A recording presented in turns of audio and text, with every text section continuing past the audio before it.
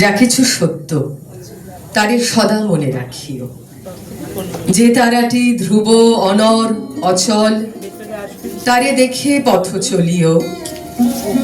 মিথ্যা বাক্য মোহিনী মায়ায় মনোহরা রূপে ধাইছে। ভুলিও না, দেখো দূর হতে তারে, কাছে টেনে কপু না নিও। সব পিত ছটা নহে সুবর্ণ, খাঁটি যাহা তারে চিনিও। ছলনার পাতে পাতে ফাঁদা পথ রয়েছে লুকায় আধারে। শিব সত্য জ্ঞানের আলোতে পার হয়েও সেই বাধারে। অন্যায় যদি সম্মান লোভী বিরাজে ন্যায়ের আসনে, তবু সে ক্ষুদ্র অনিত্য, তারে তুচ্ছ বলিয়া জানিও। সবার ঊর্ধ্বে আছে যে মানুষ, তারে সদা ভালোবাসিও। যা কিছু পুণ্য, যা কিছু সত্য, তারে সদা মনে রাখিও। আচ্ছা, একটু রিভাব পাচ্ছি না, সাবলীল ভাবে প্রত্যেকের জন্য একটা নিজেরা হাততালি দিন।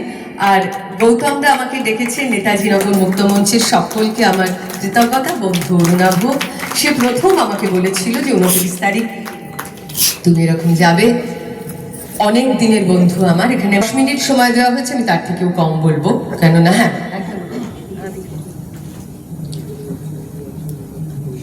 শাঁখ বাজেনি, উলু দেয়নি কেউ, খুশির জোয়ারে ভেসে যায়নি বাড়ি ঘর উঠোন। এক মেয়ের জন্ম হয়েছিল। মেয়ের, কন্যাবতী মায়ের কোনো গর্ব নেই, অহংকার নেই, যেন রেজাল্টটা ভালো তবে ততটা মুখ ফুটে বলার মতো নয়। ছেলে জন্মালে যেটা বলা যেত অনায়াসে। তাই শাঁখ বাজেনি, উলু দেয়নি কেউ, আহ্লাদে আটখানাও হয়ে পড়েনি কোনো নিকট জন। এক মেয়ের জন্ম হয়েছিল। মেয়ের, মেয়ে মানে দুশ্চিন্তার বোঝা, বাবার কপালে ভাঁজ, মায়ের চোখে মুখে সদা সর্বদা আতঙ্ক, পড়শির কুনজর, বন্ধু বান্ধবের মাঝখানে নানা দোলাচল। মেয়ে মানে খরচ, কেবল খরচ, আয় নেই। তাই যখন এক মেয়ের জন্ম হলো, হইচই হলো না একটুও। মেয়েদের অন্নপ্রাশন হয় না, সব মেয়েদের, ওটা ছেলেদের হয়। ছেলেরা মামার কোলে বসে পঞ্চব্যঞ্জন সামনে রেখে শুরু করে পৃথিবীর প্রাচীনতম যজ্ঞ, আহার। মেয়েরা তো উচ্ছিষ্টে বাঁচে, স্বামীর উচ্ছিষ্টে, পুত্র কন্যার উচ্ছিষ্টে। সকলের খাওয়া শেষ হলে মেয়েরা খেতে বসে একা একা, নিজেই ভাত বেড়ে নেয়। কেউ বলে না আর একটু ভাত দেব, আর একটু মাছ, না, বলে না। মেয়েদের পায়ে পায়ে খরচ, বিয়ে দাও খরচ, বিয়ে হলে সন্তান আসবে খরচ, সন্তানকে বড় করতে হবে খরচ। তাই যখন এক মেয়ের জন্ম হলো, তখন আনন্দ নয়, উচ্ছ্বাস নয়, শঙ্খধ্বনি নয়, নীরবতা, গভীর নীরবতা। মেয়েরা নিরাপত্তাহীন, ওদের নিরাপত্তা দিতে হয়। মেয়েরা বিপদপ্রবণ, ওদের সামলাতে হয়। মেয়েরা ঘাবড়ে যায়, ঈর্ষা করে, ঝগড়া করে, কেঁদে ফেলে, তাই ওদের শাসন করতে হয়, বেঁধে ফেলতে হয় নানা নিয়মে, নানা অকারণ শৃঙ্খলে। তবু সেই মেয়েরাই গর্ভে ধারণ করে পুরুষ প্রাণ।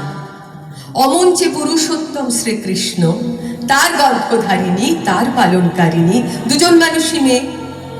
বিদ্যাসাগর থেকে রবি ঠাকুর কেউই আকাশ থেকে নেমে আসতে পারেননি, মাতৃ জঠর থেকেই তাদের আবির্ভাব।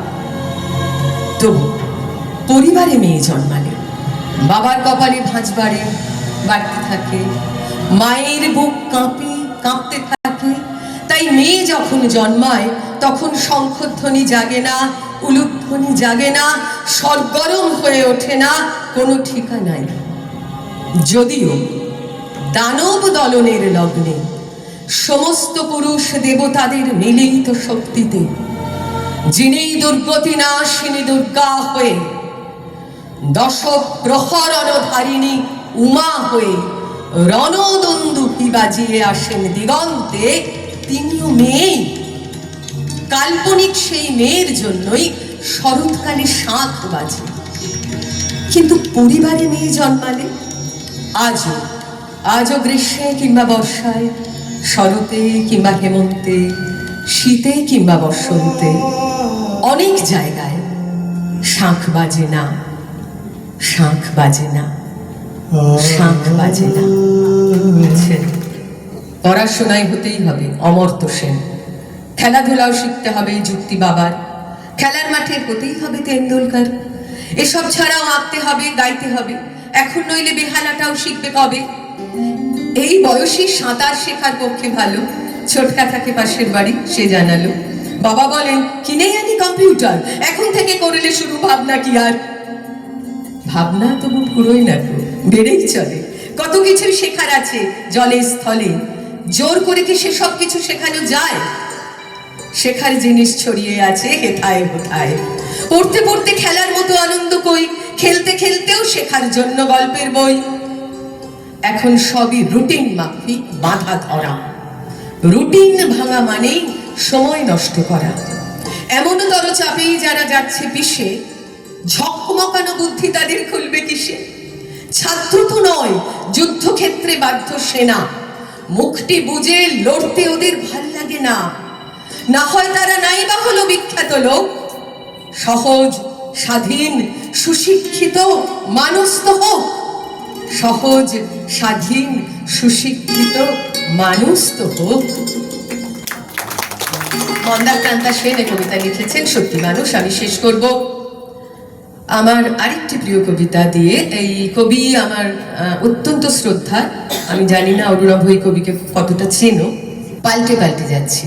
এই আরেকটু বাড়িয়ে দাও না, রেখাটা ভীষণ গলায় লাগছে। আইনের কবিতা পাল্টে পাল্টে যাচ্ছে। আমরা ছিলাম উদ্বাস্তু পরিবার, 3 ভাই 4 বোন। অভাবী সংসারে ছিল দারিদ্র্যের অহংকার, আর ছিল নির্ভেজাল সুখের পুষ্টিকর জাম গাছ। একটু বাতাসে টুকটাক ঝরে পড়তো সুখ উঠোন জুড়ে। কিন্তু আমাদের বাড়িতে কোনো হ্যাপি বার্থডে কোরাস গান হতো না। আমরা অনেকে জানতামই না কে কবে জন্মেছি। দাদা বা দিদি হাত ধরে স্কুলে নিয়ে যেত। ভর্তির সময় বলতো, জন্মের তারিখ যা হোক একটা কিছু লিখে দিন। এখন জন্মানোর সঙ্গে সঙ্গে নার্সিংহোম বা হাসপাতালের ছাপ্পা পড়ে যায়। জন্মের দলিল দেখাতে না পারলে কত হ্যাপা।